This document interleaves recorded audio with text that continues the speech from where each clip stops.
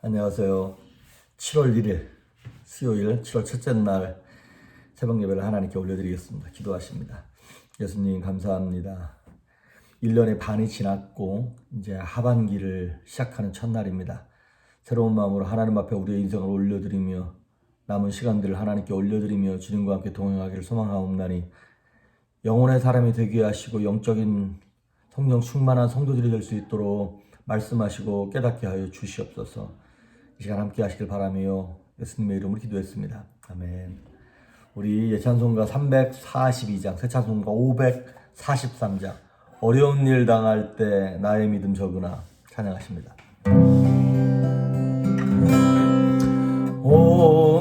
어려운 일 당할 때 나의 믿음 적으나 의지하는 내 주를 더욱 의지합니다. 세월 지나갈수록 의지할 것뿐일세. 무슨 일을 당해도 예수 의지합니다. 성령께서 내 마음 밝히 비춰주시니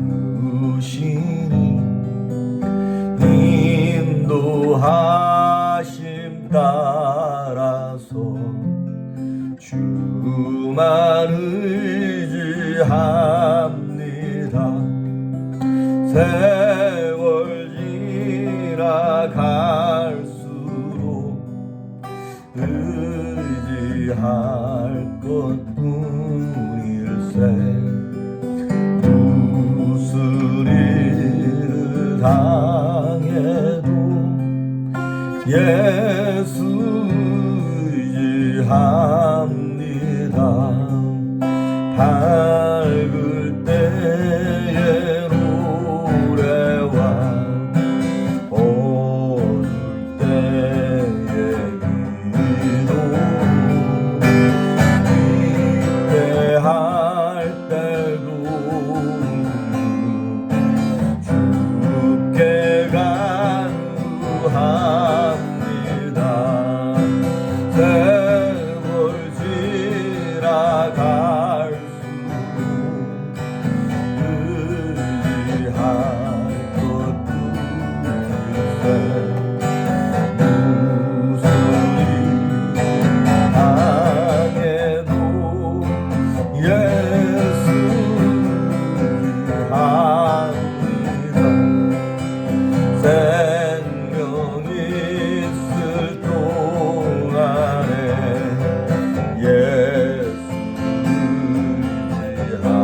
의지합니다. 천국 올라가도 의지할 것뿐일세. 세월 지나갈수록 의지할 것뿐일세.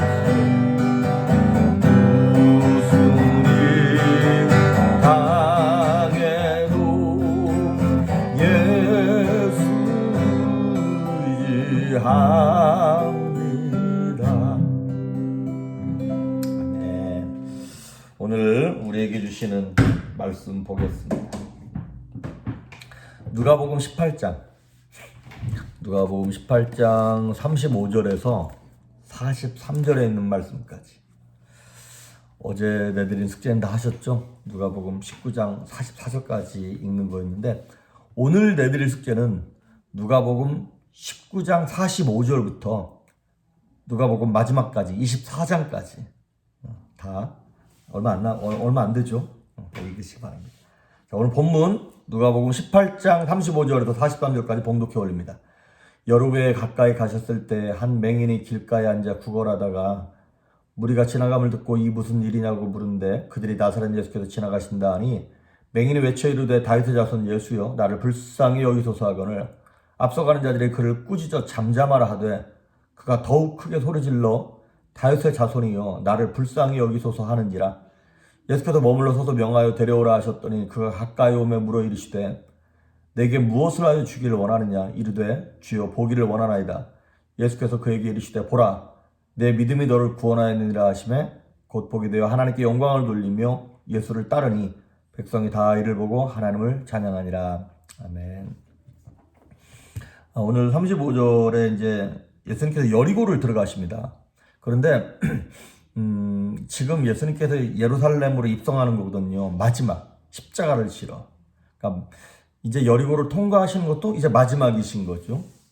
근데 오늘 이 본문에 나오는 내용은 마태, 마가, 누가복음, 이 공간복음, 세복음서 똑같이 사람과 관련해서 예수님께서 나타내신 기적, 뭐 치유하시거나 이런 그런 걸로는 마지막 기적이에요.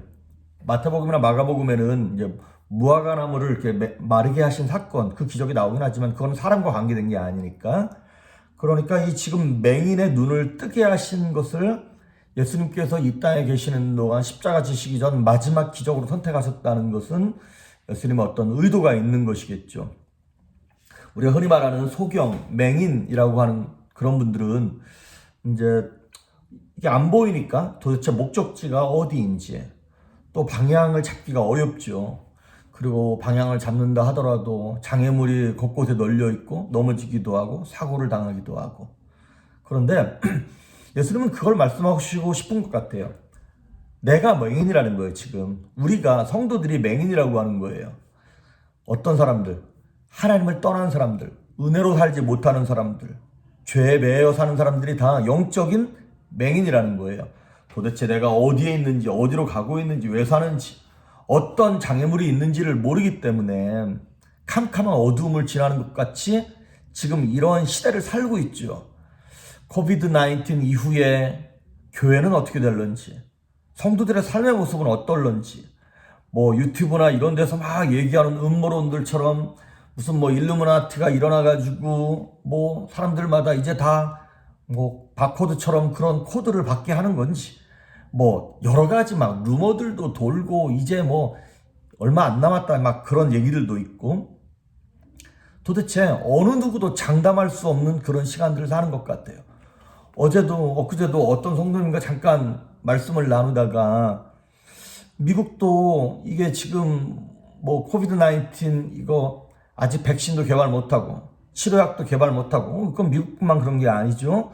그런데 자꾸 환자는 늘어가고, 혹시 이러다가 그냥 뭐 생활 방역처럼 그냥 걸릴 사람 걸리고 그냥 죽을 사람 죽고 해서 한 채 생길 사람만 생기게 만드는, 일각에서 말하는 어떤 그런 것처럼 넘어가지는 않을까, 막 이런 두려움들도 생기고. 우리가 참 영적인 소경과 같이 이 어두운 시대를 모두가 살고 있습니다. 근데 이 성경에 나오는 소경이 막 옆에서 시끌벅적한 거예요. 왜 그러냐? 그랬더니 물어봤더니 37절에 나사렛 예수라고 하는 사람이 지나간다더라. 그때 38절에 맹인이 외쳐 이르되 다윗의 자손 예수의 나를 불쌍히 여기서 이렇게 외치기 시작합니다. 이 소경은 아마도 예수님에 대해서 소문을 들었을 것입니다. 많은 병자를 고쳤고, 그리고 무엇보다도 다른 곳에서 실로암 연못가에 있는 그 소경도 고치고 했던 그런 기적들이 그 좁은 이스라엘 땅에 소문이 돌았겠죠. 그런데 아시다시피 소경이 눈을 뜨고 소경을 고쳤다라고 하는 기록은 구약 성경에도 그렇고 한 번도 나오질 않습니다. 왜냐하면 소경이 눈을 뜨는 기적은 메시아만 행할 수 있는 메시아의 특성입니다. 그러니까 그런 소문을 들었을 때 이 소경이 묵상을 했을 거라는 거예요. 언젠가 이 예수라고 하는 사람이 지나가면 내가 소리쳐 부를 거다. 뭐라고? 다윗의 자손이라고. 왜냐하면 메시아는 다윗의 라인에서 혈통에서 오게끔 구약에 예언되어 있다는 것을 모든 이스라엘 사람들은 다 알고 있습니다. 그러니까 뭐 예를 들어서 안진뱅이를 일으켰다, 무슨 기적이 나타났다, 이런 거는 다른 선지자들도 뭐 행할 수 있었어요. 하지만 소경의 눈을 뜨는 기적은 메시아만 행할 수 있는 기적이었던 거거든요. 그러니까 이 사람이 다윗의 자손이라고 부르는 거예요. 그랬더니 39절에 보니까 이 사람들이, 주변 사람들이, 앞서가는 자들이, 예수님을 경호하고 호위했던, 우리 식으로 말하면 신앙생활 오래 한 사람들이, 앞서가는 자들이 그를 꾸짖어 잠잠하라 하되 그가 더욱 크게 소리질러 다윗의 자손이 나를 불쌍히 여기소서. 그렇습니다. 그 사람들은 그런 거죠. 야, 예수님 지금 바쁘다. 너 말고도 지금 만나야 될 중요한 사람들 많다. 너가 차차는 사람들이 그러고 말렸을 거예요. 그런데 우리도 보면 교회 안에서 불신자들이 예수 믿는데 방해되는 게 다 누구냐면 다른 불신자들이 아니라 우리 같은 목사들의 실수, 성도들의 어떤 그 교만함, 이런 부분들이 전도의 문을 막는 것이죠. 근데 참 여기 재밌어요. 저는 37절과 38절을 보면 예수를 누구냐 그랬더니 나사렛 예수야 이렇게 말한 사람들이 예수님을 따라다니는 사람들이잖아요. 그런데 그 나사렛이라고 하는 말투 속에는 예수님을 비하하고 경멸하는 의미가 담겨 있거든요. 나사렛에서 무슨 선한 것이 날 수 있겠냐 이렇게 얘기했던 것처럼. 그런데 예수님을 잘 따라다니고 섬긴다라고 하는 사람들은 예수를 나사렛 예수라고 얘기하고 있고, 예수님을 보지도 못했던 이 맹인은 예수님을 다윗의 자손, 메시아라고, 주님이라고 지금 영접하고 있는 것입니다. 그러니까 이런 거예요. 교회 안에서 가끔 우리가 새벽 예배도 나가고 여름 때마다 선교 나가고 11조 드리고 구제헌금 드리고 감사헌금 드리고 막 그렇게 예수 믿으면 다른 사람이 뭐라 그러는 것이 아니라 나보다 더 예수 잘 믿고 먼저 믿었던 사람들이 뭐라 그래요. 야, 너는 무슨 믿음 생활을 그렇게 요란하게 하냐. 너만 예수 믿냐? 좀 적당히 좀 해라. 적당히 미쳐야지. 이렇게 얘기한다 이 말이죠. 야, 무슨 조이풀교회만 교회냐? 다른 교회는 그렇게 멀리까지 교회를 다녀? 이런 거. 야, 왜 이렇게 소리질러 기도하는 거야? 하나님이 귀가 먹었냐? 이런 거. 다 누가 얘기하는 거야? 먼저 믿은 사람들이.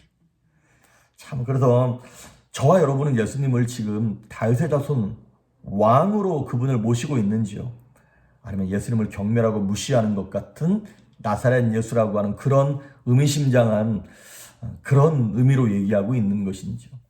어쨌든 주변 사람들이 그렇게 말리니까 이 맹인이 그만둔 것이 아니라 더욱 크게 소리질렀대요. 39절에 보니까. 여러분, 그들의 말대로 내가 잠잠하면 다시 기회가 오나요? 그들이 나 대신 소경해 주나요? 저들이 아무리 뭐라고 해도 내가 눈 뜨는 것을 포기할 수는 없는 것 아니겠습니까? 그러니까 이 소경이 더욱 크게 소리질러서 다윗의 자손 예수여 나를 불쌍히 여기소서. 그랬더니 예수님께서 들으셨어요. 그리고 사람들을 물리치시고 저를 데려와라. 그리고 예수님 물어보세요. 내가 너한테 뭐 해줄까? 뭐 해줍니까? 그냥 보면 모르나요? 그런데 예수님은 굳이 꼭 물어보세요. 뭐 해줄까? 왜 물어보냐면요. 우리 같은 경우에 예수님이 그래 이 목사야 뭐 해줄까? 그러면 소경이랑 똑같이 얘기하는 거예요. 예, 제 이 깡통에 돈 좀 채워주십시오. 제 옷 좀 바꿔주십시오. 이렇게 얘기한다 이 말이죠. 이 목사야 뭐 해줄까? 예, 우리 집안에 좀 물질도 좀 주시고 우리 교회에 교인도 좀 보내주십시오. 이렇게 얘기하겠죠. 그런데 예수님이 정작 원하시는 대답은 그게 아니라는 것이죠. 이런 거예요. 이 소경은 솔직히 말하면 평생 남들한테 구걸하며 살았던 인생이에요. 그런데 예수님께서 뭐 해줄까 원했을 때, 말씀하셨을 때 평생 해오던 습관대로 몇 푼 더 주십시오. 건강하게 해주십시오. 내 아들 좋은 대학 가게 해주십시오. 이렇게 튀어나올 수 있습니다. 그런데 이 소경 맹인의 고백이 너무나 차원이 다른 고백을 하는 거예요. 가장 근본적인 문제가 뭔가를 돌이켜 볼 수 있는, 그러니까 눈이 안 보이다 보니까 내면의 묵상을 깊이 했던 사람인 것 같아요. 그리고 이 사람이 여지껏 구해보지 못했던 그걸 구하는 거예요. 눈 뜨게 해주십시오. 어느 누구도 행하지 못했던 일 아닙니까? 그리고 사람으로서는 불가능한 기적 아닙니까? 그런데 이 맹인은 예수를 하나님으로 인식한 거예요. 하나님이 보낸 분으로 인식했던 것이죠. 그러니까 우리가 예수님께서 우리에게 나타났을 때 뭐 해줄까 구했을 때 자녀 잘 되게 해주시고 물질, 건강, 직장 이런 것만 구한다면 세상에서 우상 앞에 구하는 그 이방인들과 무슨 차이가 있냐는 것이죠. 건강 물질을 구하지 말라는 게 아닙니다. 그런데 그것만 구하면 뭐가 유상을 섬기는 사람들과 무슨 차이가 있냐는 것이죠. 예를 들어서 세계에서 제일 축구 잘하는 사람이 메시입니다. 메시. 바르셀로나에 있는 그 팀에 있는 그 선수인데 이런 거예요. 우리 팀에 우리 조기 축구에 메시라고 하는 좋은 선수가 있는데 선수로 써야 될 거 아니에요. 근데 그 선수를 야 물 떠가라, 뭐 벤치 정리해라 이런 걸 시키고 있는 것처럼 우리 인생의 문제, 죽음의 문제, 죄의 문제, 평생 고민하고 있는 삶의 목적에 관한 문제를 해결해 줄 수 있는 예수님이 계신데 그 예수님을 앞에 두고 자꾸 깡통 이거 금 채워달라고 얘기하고 깡통에 금 몇 개 해달라고 그러고 무슨 의미가 있냐는 것이죠. 이 믿음의 고백을 이 소경이 했을 때 예수님께서 놀라시는 거예요. 42절 예수께서 그에게 이르시되 보라 내 믿음이 너를 구원하였느니라. 믿음이 구원했다는 거예요. 누가복음에 보면 누가복음 5장에 중풍병자를 치유하실 때도 그 친구들의 믿음을 보셨고 누가복음 7장에 백부장의 믿음을 고치실 때도 백부장의 믿음을 하인을 고칠 때도 백부장의 믿음을 칭찬하셨고 누가복음 8장에 혈루병 여인을 고치실 때도 그 여인의 믿음을 칭찬하셨고 누가복음 17장에 보면 나병 환자를 고치실 때도 10명 중에 한 사람 돌아온 그 나병 환자의 믿음을 칭찬하셨어요. 그렇습니다.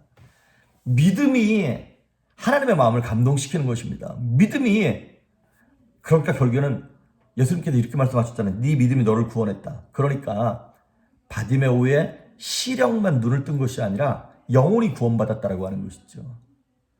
제자들도 들어보지 못한 믿음에 대한 칭찬을 이 맹인이 지금 듣고 있는 것입니다. 여러분 누가 더 하나님 나라에 합당할까요? 이 제자들일까요? 바리새인들일까요? 아니면 이 맹인일까요?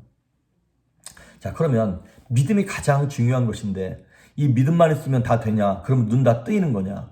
솔직히 얼마나 많은 성도들이 뜨거운 열망을 가지고 믿음을 가지고 열심을 냈습니까? 그런데 안 되는 경우도 있었죠. 그렇습니다. 믿음이 소중하긴 하지만 아무리 간절한 믿음이 있어도 하나님께서 베푸시는 긍휼, 하나님께서 베푸시는 그 사랑이 없으면 안 되는 겁니다. 그러니까 우리가 하나님 앞에서 어떻게 보여야 되냐면 긍휼하게 보여야 돼요. 다른 말로 말하면 불쌍하게 보여야 됩니다. 하나님께서 교만한 쟤는 내가 필요 없네 이렇게 보이면 안 되고요.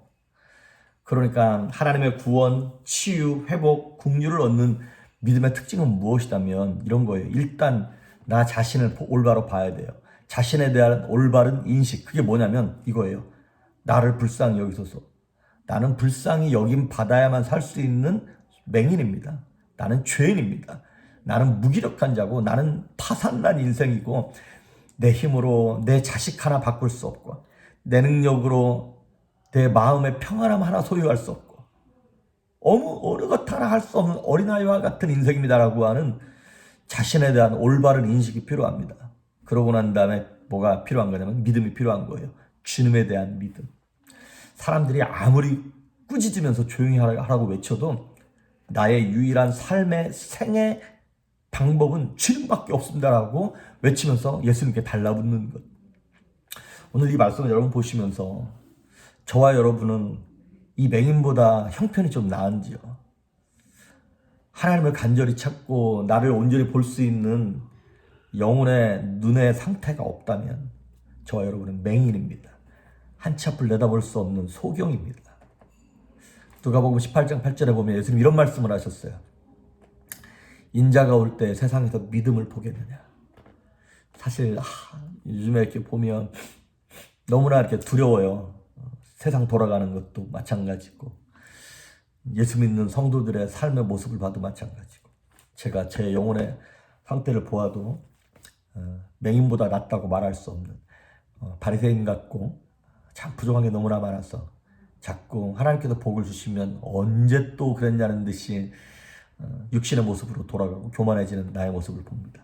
오늘 바라기는 예수님께서 인자가 이 땅에 올 때 믿음을 보겠느냐 하셨던 것처럼 겸손하고 가난한 마음으로 하나님의 긍휼을 입는, 그래서 다윗의 자손 예수여 나를 불쌍히 여기소서 고백하는 저와 여러분 될 수 있기를 주의 이름으로 축복합니다. 기도하십니다. 예수님 감사합니다. 맹인 같은 그 믿음을 허락하여 주시옵소서. 내 자신의 부족함을 보는 눈을 열어주시며 주님의 전능하심을 믿고 의지하는 그 담대한 믿음을 허락하여 주시옵소서. 오늘 하루도 승리할 수 있기를 소망하며 예수님의 이름으로 기도했습니다. 아멘.